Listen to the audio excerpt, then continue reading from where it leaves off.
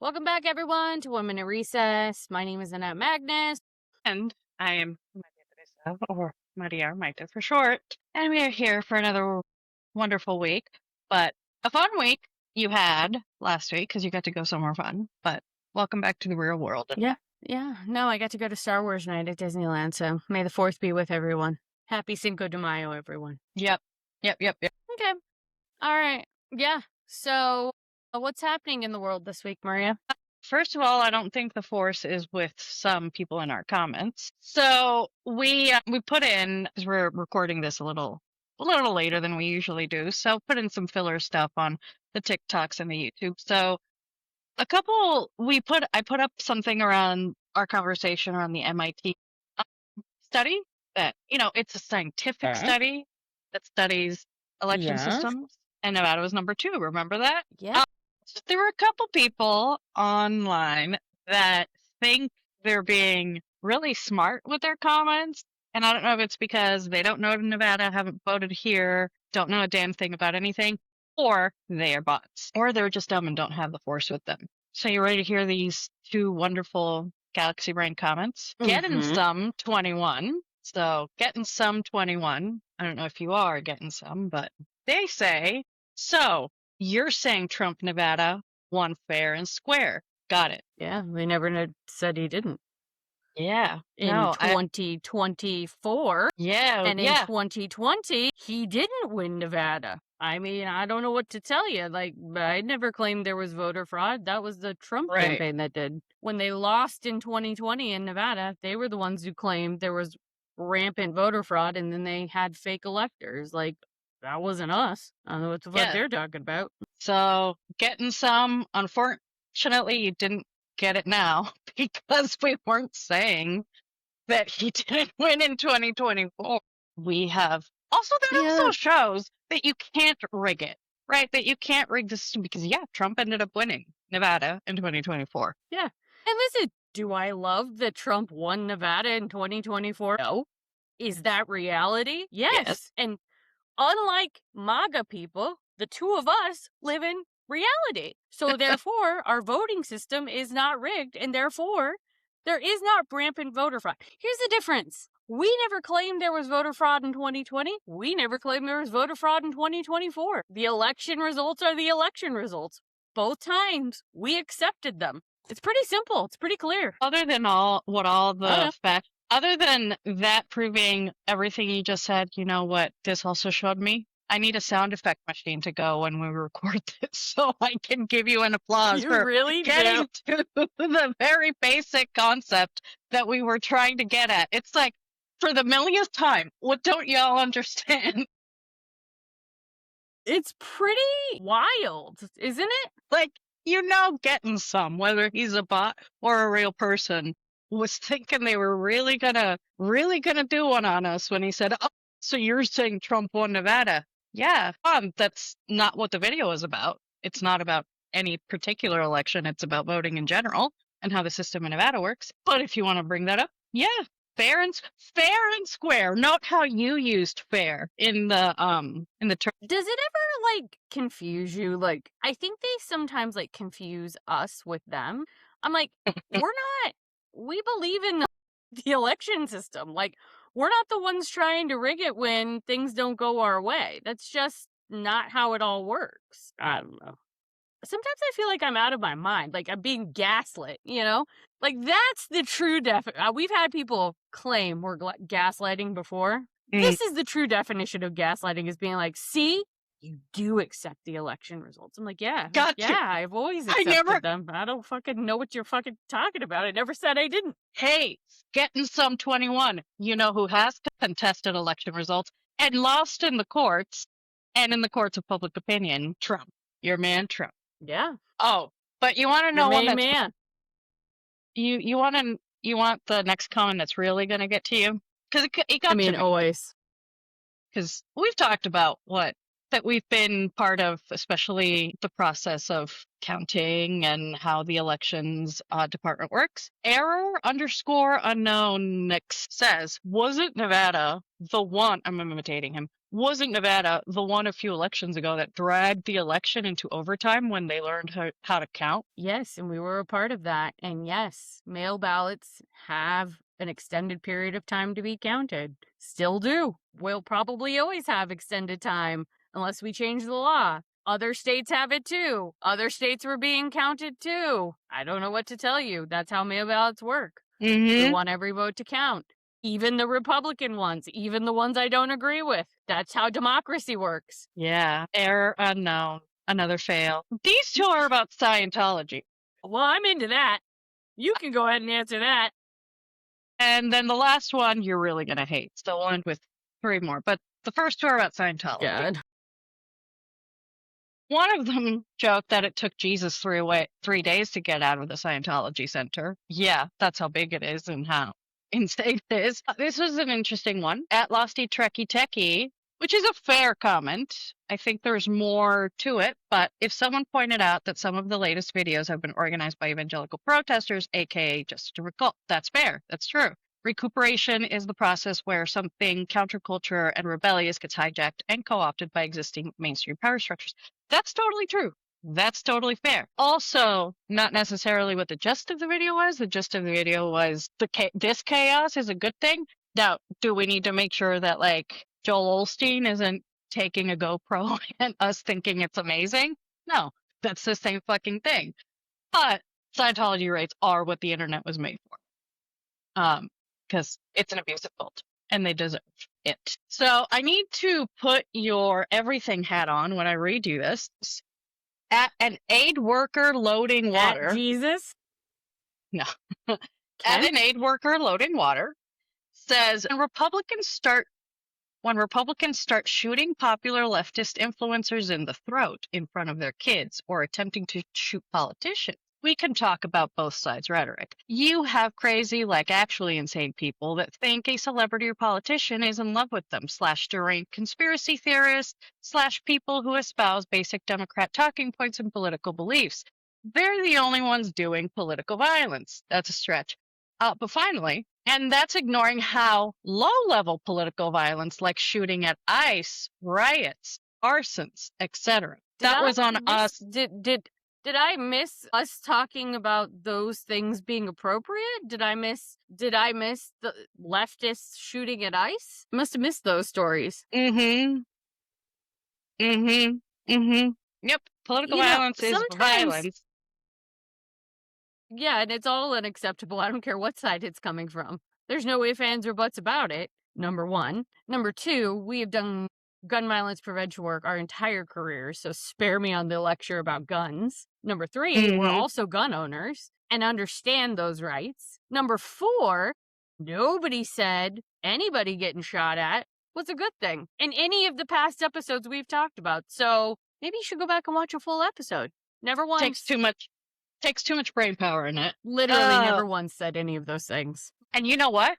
Before it was cool, you were threatened once. I've been threatened many times, but I was at one particular event. We talked about this when Charlie Kirk was shot and killed, and we said that political violence was unacceptable no matter who it is. And I had a dude show up at a pug event, a pug fundraiser for dogs in October, right before an election season, while question 2 was on the ballot, which was a gun violence prevention measure that was on the ballot that Nevada voters voted for, by the way. And he showed up with a gun and said he was going to teach me a lesson.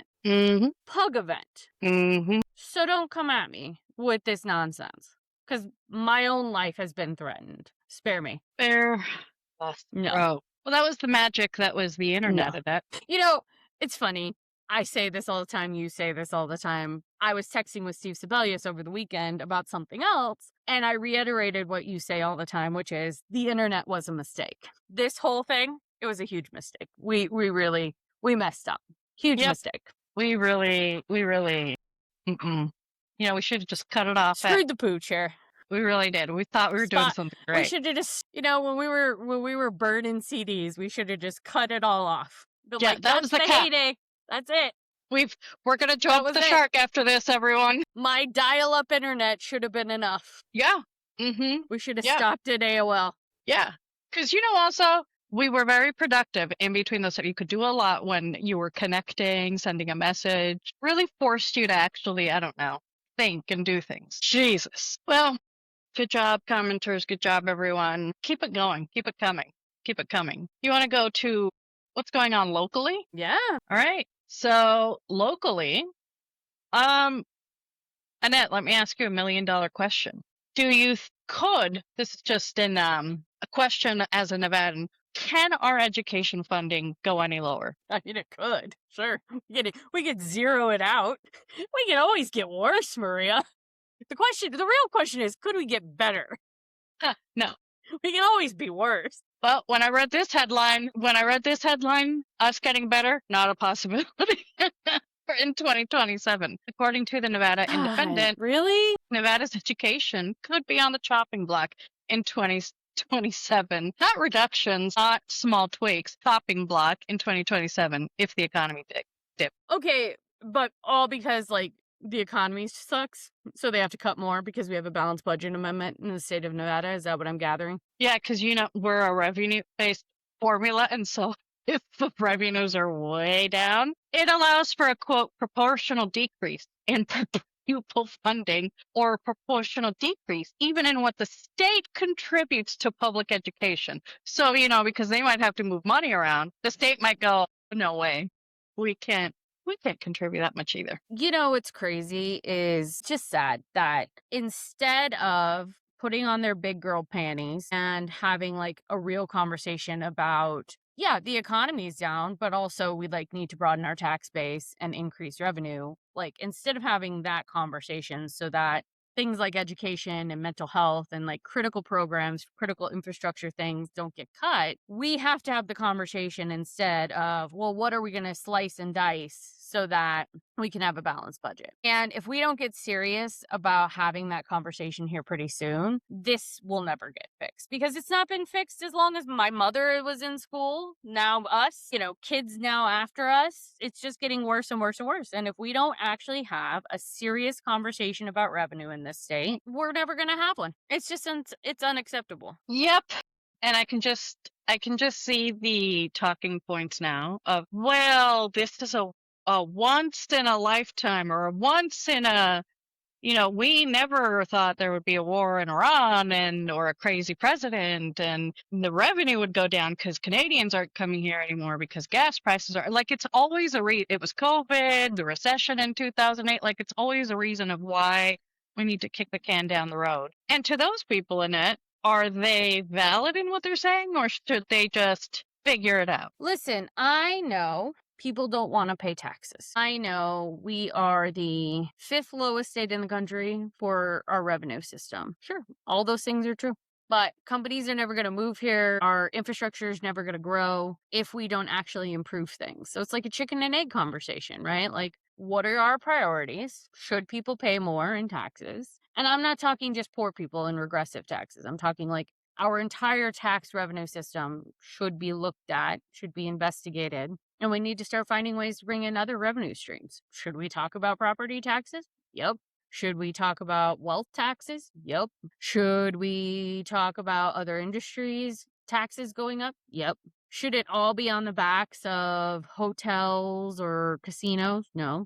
Should it all be on the backs of companies like mining? They're paying finally. Great. Could they pay more? Probably. But it's got to be a balanced approach. Not just one industry should pay the taxes, right? Not just business should pay taxes. It's on all of us. If we want good roads and good schools and you want the fire department to respond when there's an emergency, you got to pay for that stuff. You don't just get nice things for free. So it's a question of, do we want to grow up or not?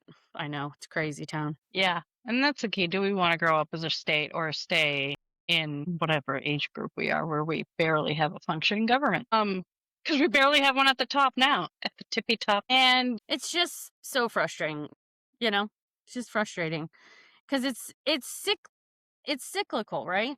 We had this conversation when the economy crashed in 2008. We had this conversation when we've had other recessions. We had this conversation during COVID, like you said.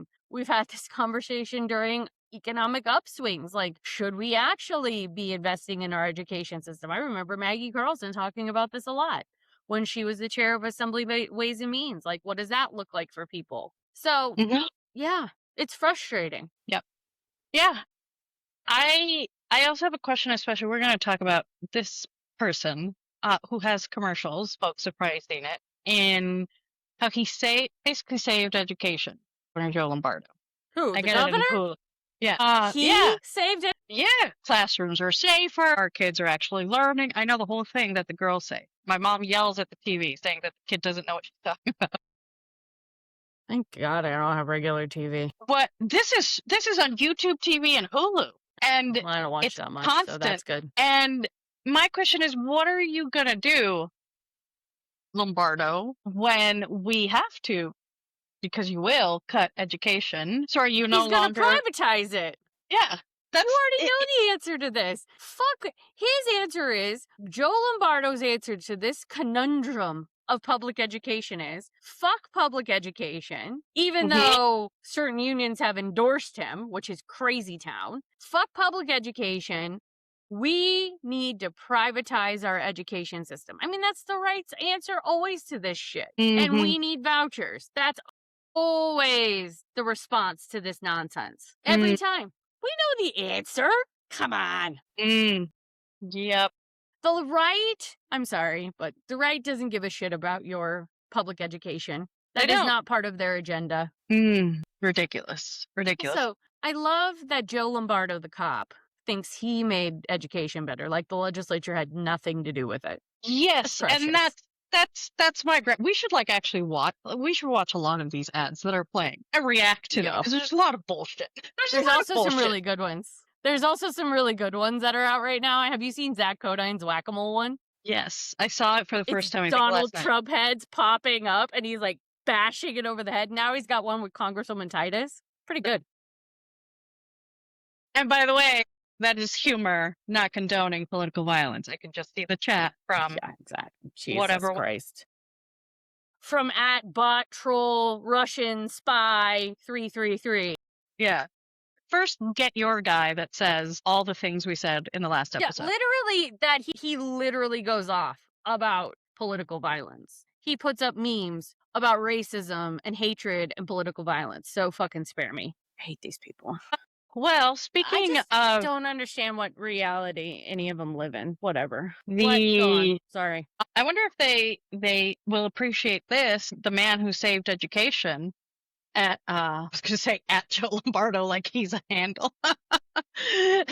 Over Lombardo. There's a story from the Indy asking why Nevada Gold Mines, why they're one of the top donors in the government, in the governor's race, and how there's a major donation right around a firing of the state water engineer after that industry complained about said water engineer. So wait, you're telling me that Sheriff Golden Boy that saved the children might be a grifter who did a favor to the mining companies, and now they gave him lots of money, and he's going to do what they want? Yeah. It sounds like somebody's taken a page out of the Trump playbook, doesn't it? Doesn't it sound eerily familiar to the federal government and the way shiesty shit works? Yeah, next thing you know, mining's going to want a ballroom in Carson City. We already have one. It's called the Lou Ruvo Center, remember? Right next to the governor's mansion? They're going to want a new one. It's paid for by booze. They're going to want a new one. By booze and alcohol. That's where he got the idea. Jesus Christ. The grift continues. The next thing is, and this is something that we've been talking about, and by the way, to address a commenter, yeah, there are threats of political violence, and Nevada Legislative Police is forming, and this is by our friend, Steve Sebelius, Nevada State Legislative Police is forming a special protection unit. I'm sure you know more about that, Annette, you're involved. What's that all about? Yes. So last session, there was a bill that said that they could, essentially, legislators can pay now for private security because there's so many threats against elected officials of all parties. By the way, this is not a partisan thing. This is LCB, the Legislative Council Bureau, and Legislative Council Bureau Police are completely nonpartisan, non-biased human beings. They're wonderful people. Anyways, so last year there was a bill passed that that legislators could hire private security or protect themselves, and that they could use campaign funds and other funds to do so. LCB, Legislative Police, they're having to up their game because of all the threats. So last year when we were in session, 2 state legislators in Minnesota were shot and killed, if you remember correctly. Those were Democrats. So like to remind you of that. And there were additional threats to state legislators in both parties in the state of Nevada. And so obviously safety is a huge risk.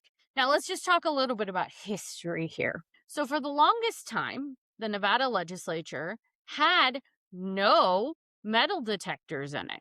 It was not until our dear friend, former Speaker Jason Frierson, during the COVID years, got death threats over voting rights bills by the right, they finally decided to install metal detectors in the building so that everyone, legislators, the public, lobbyists, everyone was kept safe. So that happened, in 2021, I think, during that session. That was the first time we've ever had metal detectors in my entire career in that building. I've always had legislative police, but minimal. There's been various hearings that we've been at where people have brought guns and other things, made threats towards legislators. And so this is a relatively new thing for Nevada, kind of to up that public safety. And so this additional safety that they're working on now with the legislative police is really important, very necessary. And one of the things I experienced earlier in spring was one of my clients had a fundraiser, and there were many legislators at it and statewide elected officials at it.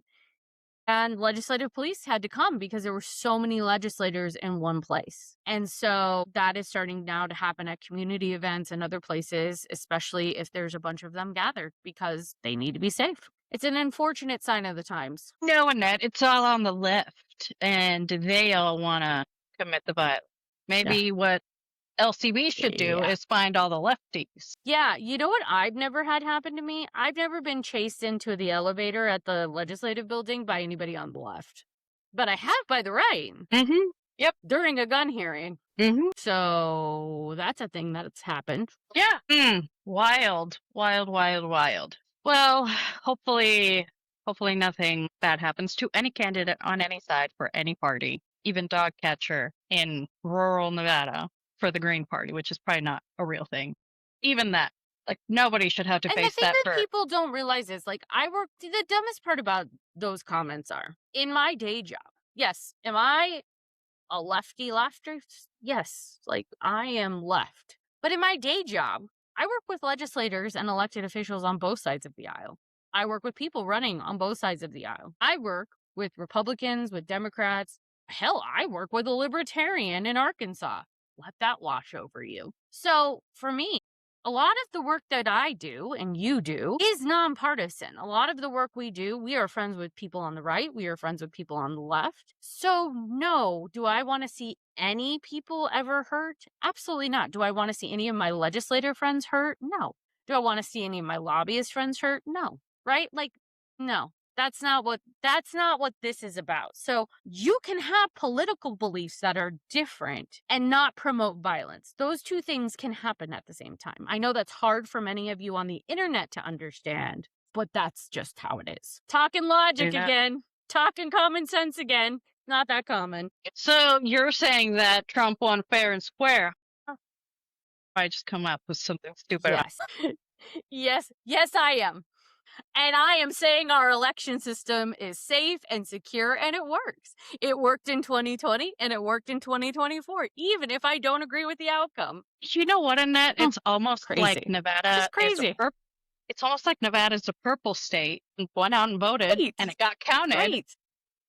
And 2 different people won in 2 different elections. Isn't that crazy? It's almost like today I had a whole full-blown conversation with my Republican Assemblywoman because we're friends and we like each other. I didn't vote for her, but we're still friends and I still like her. Crazy. 2 things can be true. Well, not for these people. Jeez. Clearly. Well, listen, the Russian bot farm doesn't really allow for nuance, right? Like when the Mm, Kremlin sends down the talking points, there's really not nuance built in because, like, it's they're translating from Russian to English, so it's hard. It's hard to get that nuance in there. yeah, because you gotta not only translate, but make sure all the Cyrillic is gone, that it's in English, that the grammar Yeah, is like, yeah. yeah. Well, You understand like the political context of it all. Like it's not coming directly from Putin's too much. people. All Yeah, that. yeah, too much. A lot. That's a whole lot. Speaking of Putin, we don't have him on here, but you want to Are we zoom out and moving see on what's happening? to WTF? Yeah, what's What the going fuck on is out going there? on in the world, Maria? Airlines are shutting down, but things are great though. Gas is great, nothing's wrong. Hey, I was told that was Joe Biden's fault. It's not Joe Biden's fault? They Joe literally Biden's not said president anymore? because of the current issue with fuel prices and the fact that they're not going to get any lower anytime soon. And then JetBlue. So, for context, for those who aren't following this news story closely, Spirit Airlines shut down this week, which is a huge problem for many reasons, and we'll get into that. It's a fairness issue. It's a privilege issue. There are all kinds of issues with it, but the fact remains: Donald Trump is currently president in the year of 2026 when Spirit Airlines shut down. Spirit Airlines is in its second bankruptcy. They said they shut down because of the current year of 2026 fuel prices. Let's take it one step further. Why would then Donald Trump say it's Biden's fault? Well, first of all, he blames Biden for everything because why would he dare take accountability for anything? But second of all, there was a merger that was supposed to happen a few years back. JetBlue and Spirit Airlines were supposed to merge. That merger was not approved. But it was not approved by Joe Biden. It was not approved actually by a Reagan appointed judge, a right wing appointed judge. Okay. So, sure, it happened during the Biden presidency, but it was a judge appointed by Ronald Reagan who did not approve it. That's number one.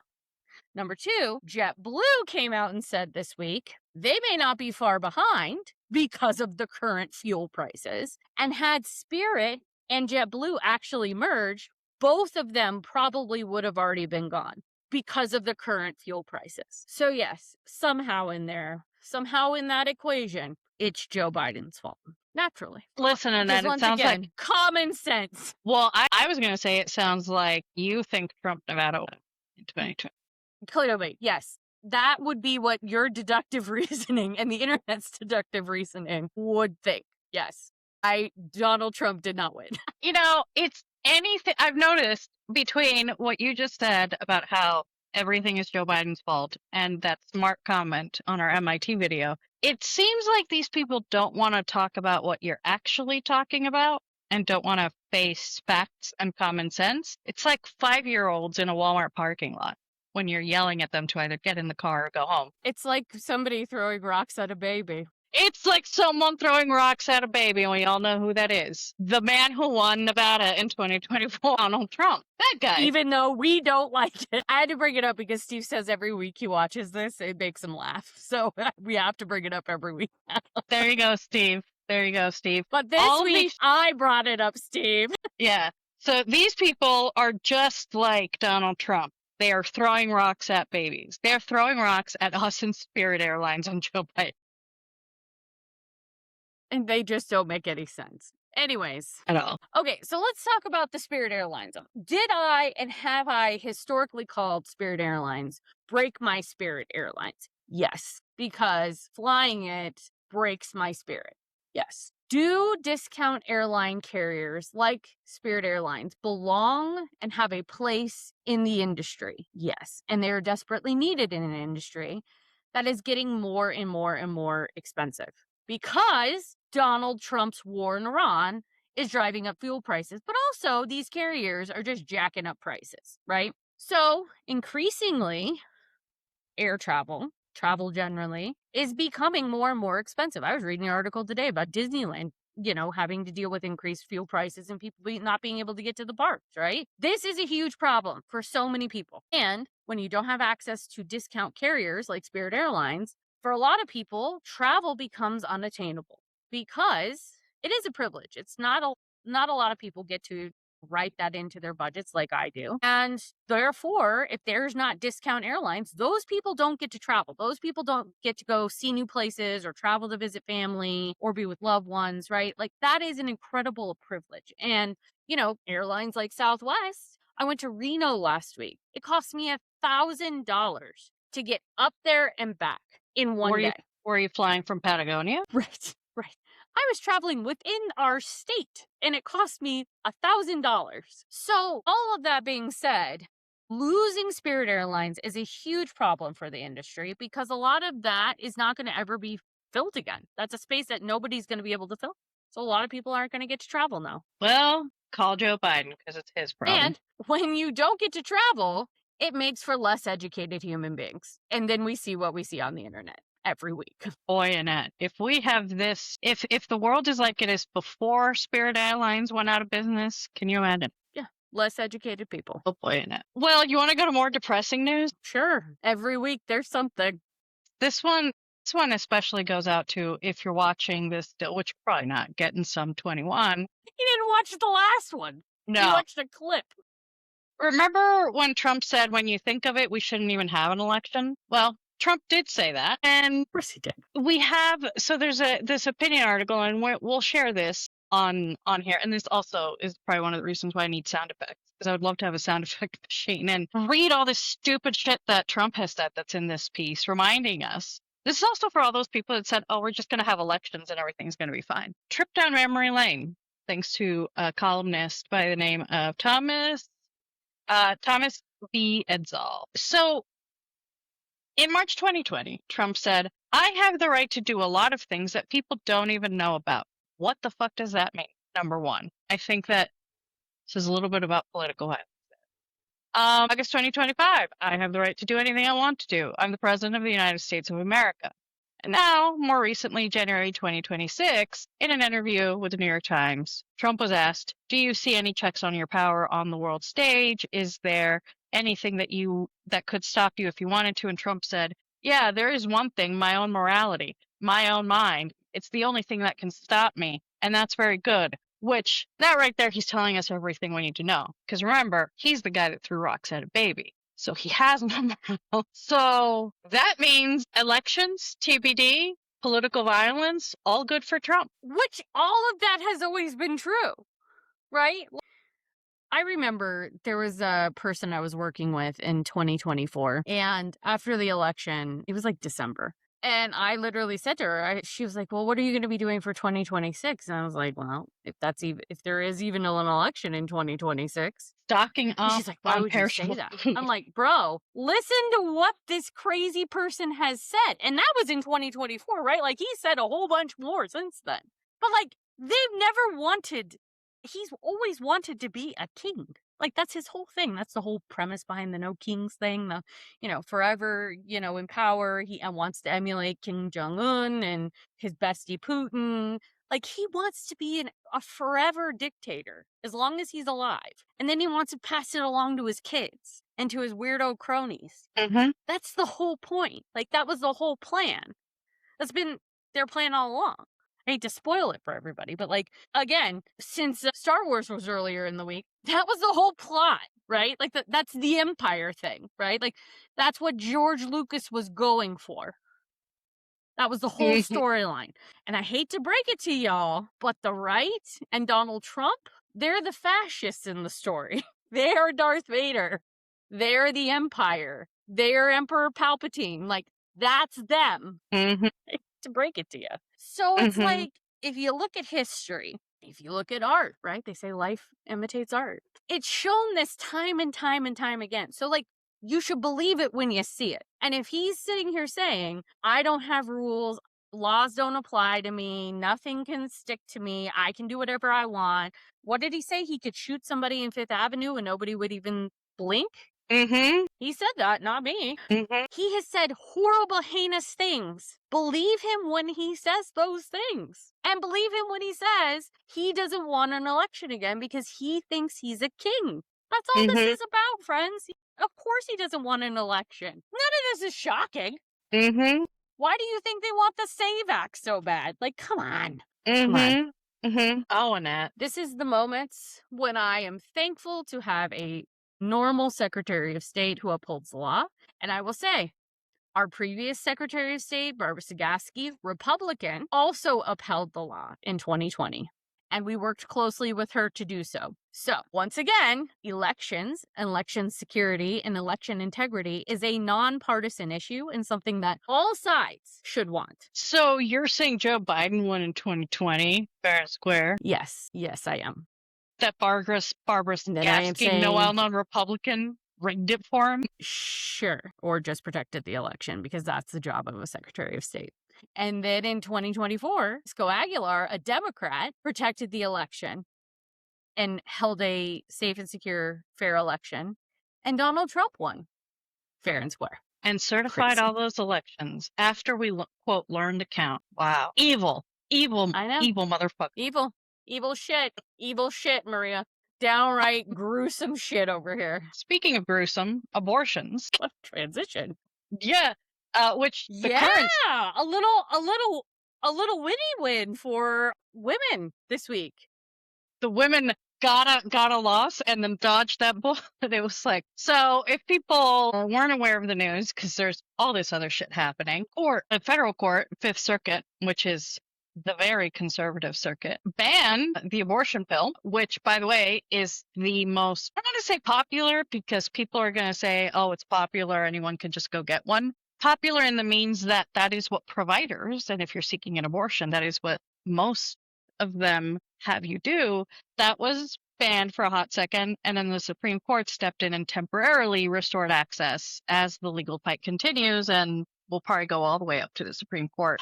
But yeah, that was restored. So just to say that, what the hell, Annette? Why do we keep having this fight when we know it's safe? We know that it's safer than, what is it, Viagra, Tylenol? And also there's a map in this story that we can put in, that we can also put it up here. Abortion is either, dubiously illegal, which means you can only get it like in very specific moments, or fully illegal and can't get it no matter what in most states in the South. So that means having something like this is a good thing.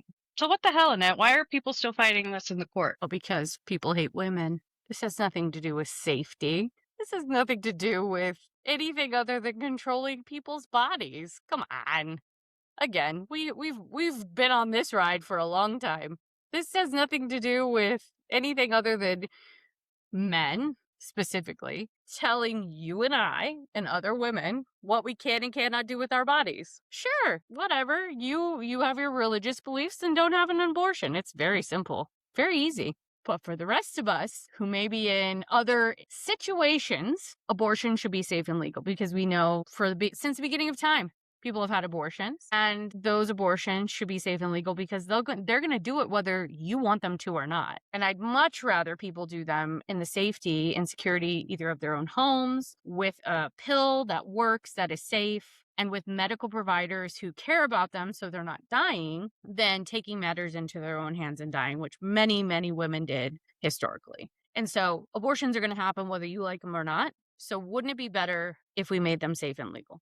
That's always my stance on this matter. And it's none of my fucking business what you do with your uterus. Period. It's just none of my business. And it's none of your business what I do with mine. So I don't need the Supreme Court of the United States telling me and dictating to me what I can do with my health care. I don't need Donald Trump or the president, whoever that is, or a religion telling me what I can and can't do with my body. That is what all of this boils down to. It has nothing to do with safety, because it is one of the, if not the, safest methods of abortion. The pill is in particular, but all abortion is safe. And so here we are. But yeah, the Supreme Court said suddenly, this is fine. Restored broad access to the abortion pill, mifepristone, blocking a lower court ruling that had threatened to upend one of the main ways abortions are provided across the United States. And the order was signed by Justice Samuel Alito. Isn't that weird? Do you feel like you're in the upside down when you read that part? That was the weirdest part. Because he is not liberal by any means, right? I had to be like, that's Samuel Alito, or did someone sign for him? It was like Sonia Sotomayor, like, here, put your fucking name down. Well, and for me, it's just it's crazy that now, of course, they want the FDA, the opponents of abortion want the FDA to act, but the whole thing is just crazy. It's crazy. They thought when Trump came in, they were going to be handed win after win on abortion and that abortion was going to effectively be outlawed. That's why states having the ability to have their own abortion laws are so important. And thankfully, Nevada does have their own. But we've always talked about this. It's a slippery slope. This is not just about abortion. They want to outlaw birth control. They want to come after IVF. Like, this is a slippery slope, just like voting rights. They want to control what women can and cannot do for voting. They want to control what we can and cannot do with our bodies. It's all about manipulation. So for once, even a broken clock is right twice a day, and the Supreme Court did something right. Wow. One tiny silver. One tiny little silver lining. Yes, Maria. Yes. Oh, well, that reminds me, because folks, this is one of those issues that probably a lot of folks don't have top of mind because, you're trying to survive and pay for food and etc.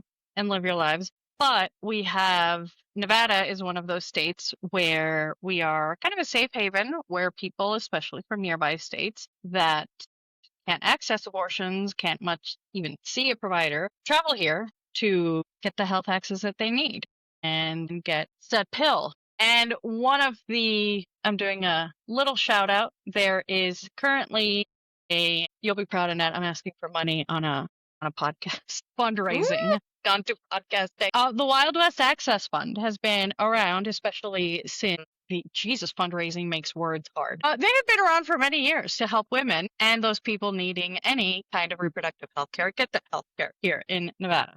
So if you support that, if you believe in it, please, I'm going to put a link here. I'm going to put a little graphic. There's a fundathon currently going on for not only the Wild West Access Fund, but if you want to just give what you can to that and any other state or the National Abortion Fund, which helps people that don't have access, don't have money to pay for abortion, give what you can, $1 or $2, seriously. An abortion fund can stretch that dollar, can stretch those $2. And we can help people actually get what they need and get the access they need and be in control of their bodies and their future.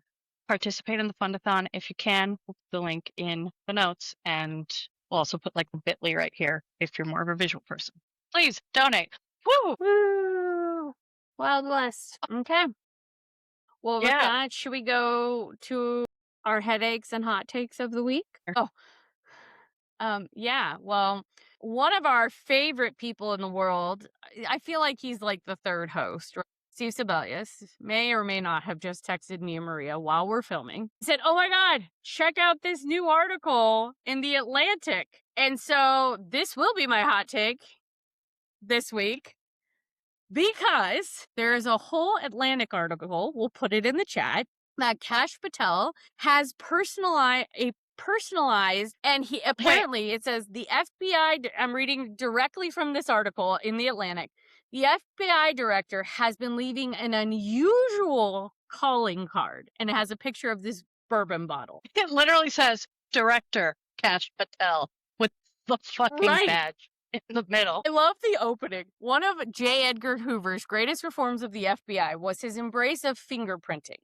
During the 1930s, visitors to the FBI offices in Washington, D.C. received a souvenir fingerprint card featuring his name. The men who succeeded him as FBI director were more discreet and judicious, mindful of the cult of personality that had developed around Hoover. They generally avoided giving out branded swag. Then came Kash Patel. President Trump's FBI director has a great deal of affection for swag. Merchandise for sale on a website he co-founded, still operating nearly 15 months into his term, includes beanies, t-shirts, orange camo hoodies, trucker caps, government gangsters playing cards, and a fight with Cash Punisher scarf. One thing not for sale is liquor, because liquor is something Patel gives away for free. And then it goes into him giving these branded Woodford Reserve Kash Patel signed bourbons out as their calling cards. Now, on the previous episode, I believe, or maybe two, I indicated that I had a vision of sorts that Kash Patel reminded me of homeboy Tom Haverford from Parks and Rec. And like his whole demeanor, even his looks, like he reminds me of Tom Haverford through and through. The swag, all of it. And then SNL heard my cries, heard my call into the universe, and had the actor who plays Tom Haverford actually play Kash Patel. Yeah. Yes. On SNL this past weekend. And I was like, look, I'm a visionary, Maria. Look, Nick, I'm a visionary. Like, I saw this. So I just want to say, you're welcome for my vision of Tom Haverford as Kash Patel, because it's not even the actor himself, right? Huh?